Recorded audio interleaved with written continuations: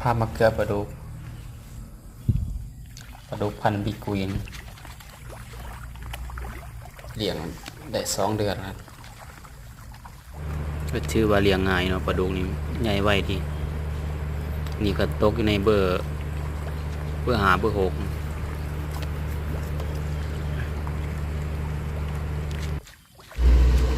ฝากกดติดตาม2ในเด้อเปิด2ใหม่เกษตรชาวสวนทุกคนเฮ็ดไว้เพื่อเป็นเบี้ยเลี้ยงเกษียณเฮ็ดไว้ตอนที่ยังมีเหือมีแห้ง